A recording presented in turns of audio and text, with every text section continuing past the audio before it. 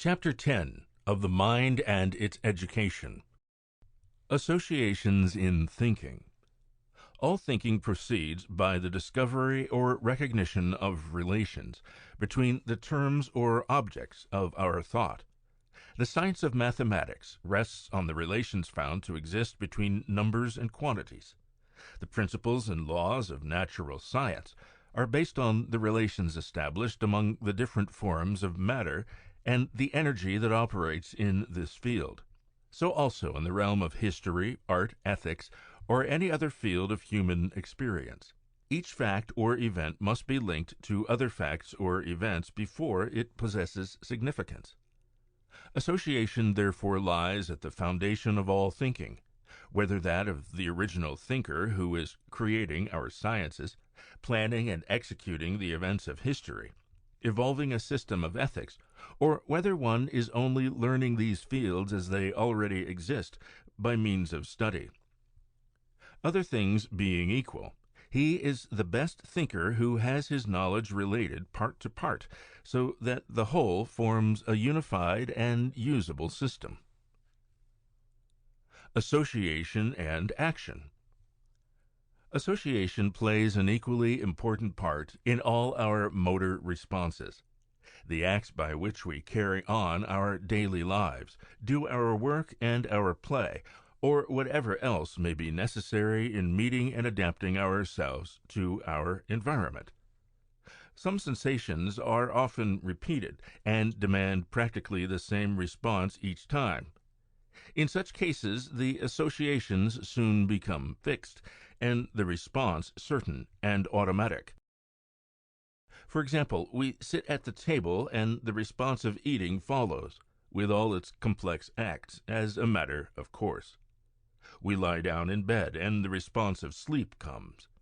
We take our place at the piano, and our fingers produce the accustomed music. It is, of course, obvious that the influence of association extends to moral action as well. In general, our conduct follows the trend of established associations. We are likely to do in great moral crisis about as we are in the habit of doing small ones. 2. The types of association. Fundamental law of association. Stated on the physiological side, the law of habit set forth in the definition of association in the preceding section includes all the laws of association. In different phrasing, we may say, 1. Neuron groups accustomed to acting together have the tendency to work in unison. 2. The more frequently such groups act together, the stronger will be the tendency for one to throw the other into action. Also, 3. The more intense the excitement or tension under which they act together, the stronger will be the tendency for activity in one to bring about the activity in the other. The corresponding facts may be expressed in psychological terms as follows. 1. Facts accustomed to being associated together in the mind have a tendency to reappear together. 2. The more frequently these facts appear together, the stronger the tendency for the presence of one to ensure the presence of the other. 3. The greater the tension, excitement, or concentration when these facts appear in conjunction with each other, the more certain the presence of one is to cause the presence of the other. Several different types of association have been differentiated by psychologists, from Aristotle down. It is to be kept in mind, however, that all association types go back to the elementary law of habit connections among the neurons for their explanation. Association by contiguity. The recurrence in our minds of many of the elements from our past experience is due to the fact that at some time, possibly at many times, the recurring facts were contiguous in consciousness with some other element or fact, which happens now to be again present. All have had the experience of meeting some person whom we had not seen for several months or years, and having a whole series of supposedly forgotten incidents or events connected with our former associations flood into the mind. things we did, topics we discussed, trips we took, games we played, now recur at the renewal of our acquaintance. For these are the things that were contiguous in our consciousness, with our sense of the personality and appearance of our friend. And who has not, in similar fashion, had a whiff of perfume or the strains of a song recall to him his childhood days? Contiguity is again the explanation. At the mercy of our associations. Through the law thus operating, we are in a sense at the mercy of our associations, which may be bad as well as good. We may form certain lines of interest to guide our thought, and attention may in some degree direct it, but one's mental makeup is, after all, largely dependent on the character of his associations. Evil thoughts, evil memories, evil imaginations, these all come about through the association of unworthy or impure images, along with the good in our stream of thought. We may try to forget the base deed and banish it forever from our thinking. But lo, in an unguarded moment the nerve current shoots into the old path, and the impure thought flashes into the mind, unsought and unwelcomed. Every young man who thinks he must indulge in a little sowing of wild oats before he settles down to a correct life, and so deals in unworthy thoughts and deeds, is putting a mortgage on his future, for he will find the inexorable machinery of his nervous system grinding the hated images of such things back into his mind as surely as the mill returns to the sack of the miller what he feeds into the hopper. He may refuse to harbor these thoughts, but he can no more hinder their seeking admission to his mind than he can prevent the tramp from knocking at his door. He may drive such images from his mind the moment they are discovered, and indeed is guilty if he does not, but not taking offense at this rebuff, the unwelcome thought again seeks admission. The only protection against the return of the undesirable associations is to choose lines of thought as little related to them as possible. But even then, do the best we can, an occasional connection will be set up. We know not how, and the unwelcome image stands staring us in the face, as the corpse of Eugene Aram's victim confronted him at every turn, though he thought it safely buried. A minister of my acquaintance tells me that in the holiest moments of his most exalted thought, images rise in his mind which he loathes, and from which he recoils in horror. Not only does he drive them away at once, but he seeks to lock and bar the door against them, by firmly resolving that he will never think of them again. But alas, that is beyond his control. The tares have been sown among the wheat, and will persist along with it until the end. In his boyhood these images were given into the keeping of his brain cells, and they are only being faithful to their trust. Association by similarity and contrast. All are familiar with the fact that like tends to suggest like. One friend reminds us of another friend when he manifests similar traits of character, shows the same tricks of manner, or has the same peculiarities of speech or gesture.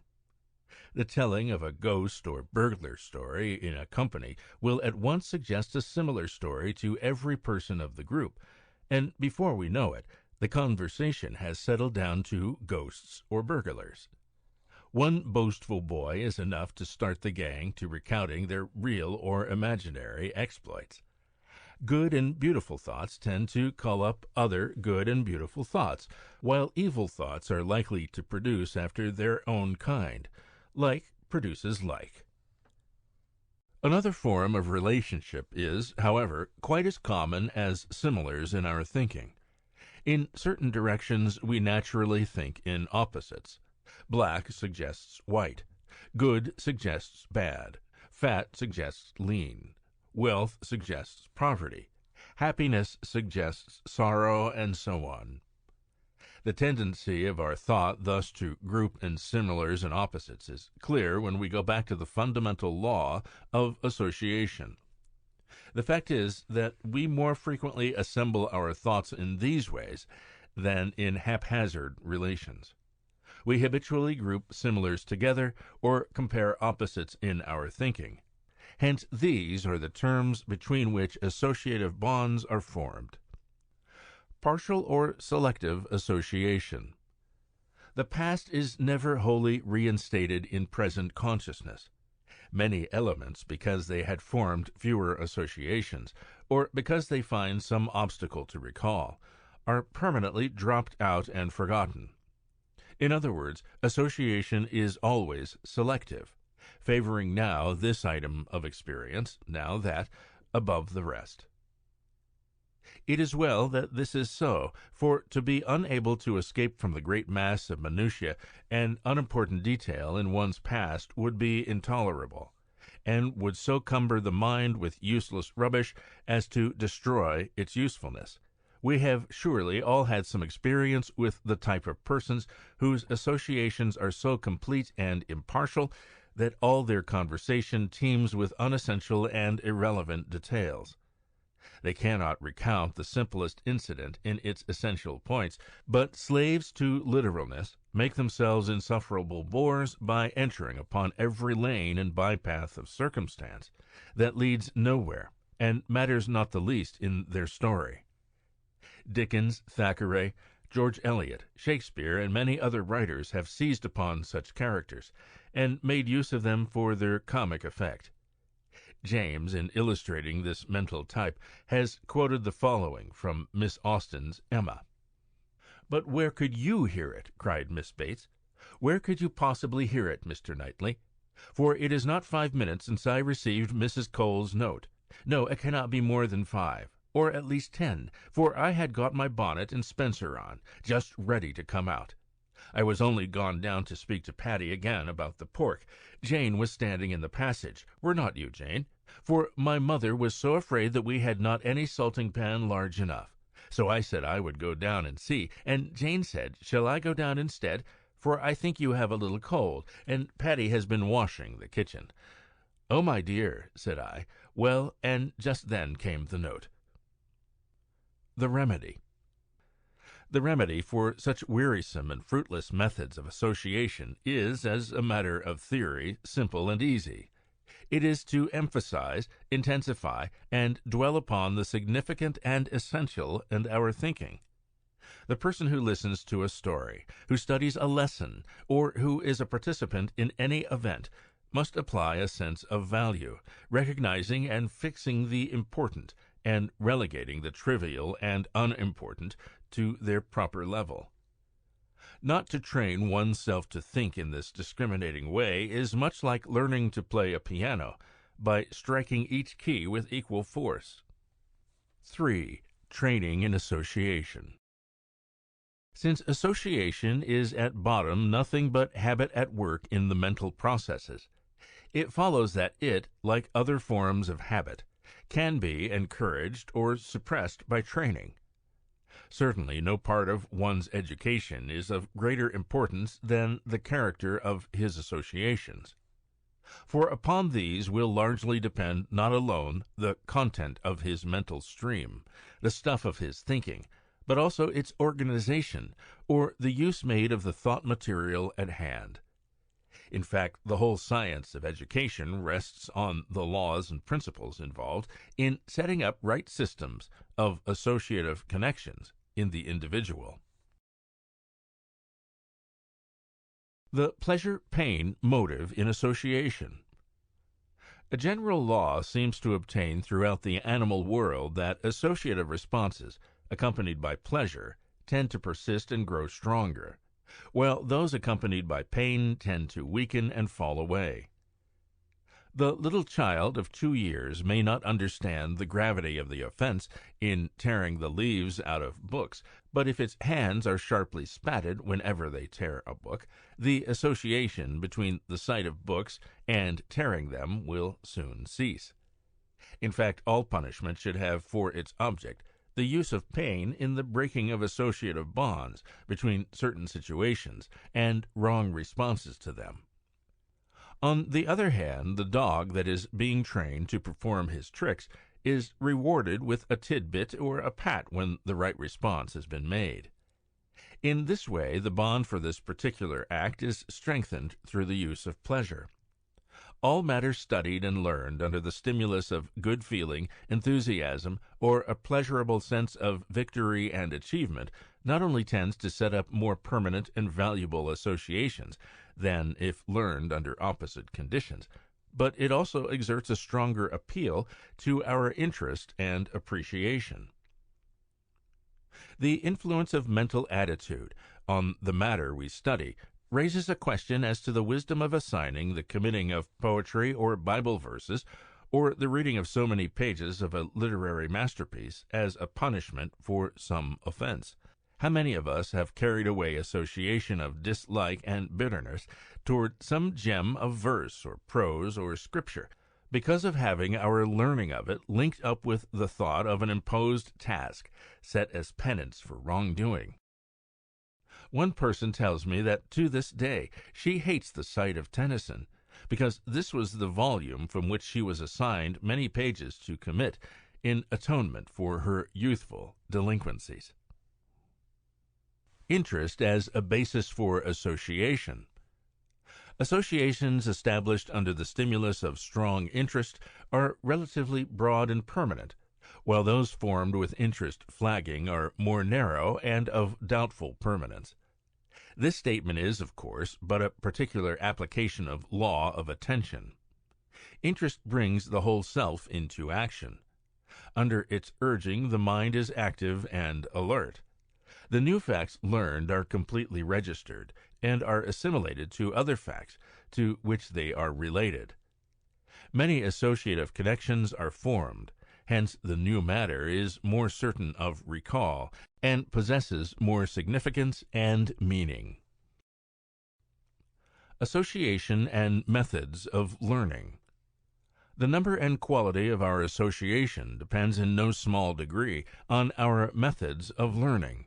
We may be satisfied merely to impress what we learn on our memory, committing it uncritically as so many facts to be stored away as a part of our education.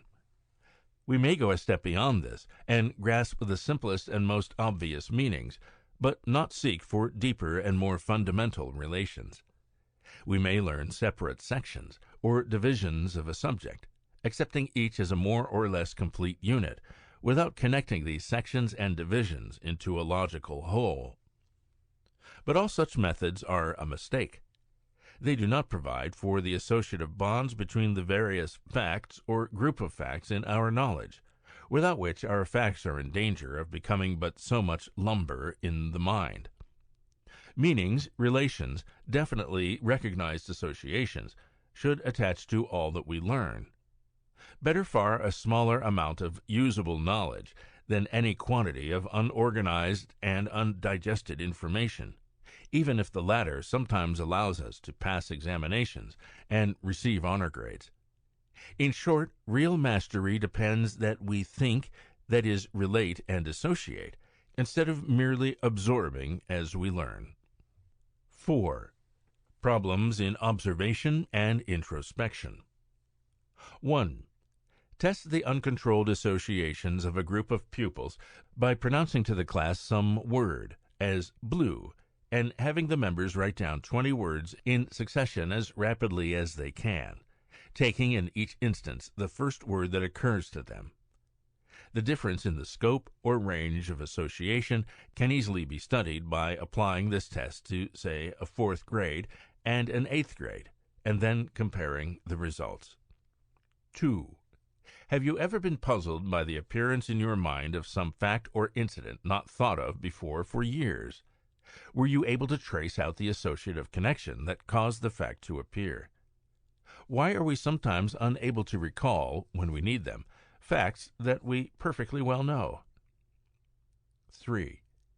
You have observed that it is possible to be able to spell certain words when they occur in a spelling lesson, but to miss them when employing them in composition. It is possible to learn a conjugation or a declension in tabular form, and then not be able to use the correct form of words in speech or writing. Relate these facts to the laws of association, and recommend a method of instruction that will remove the discrepancy.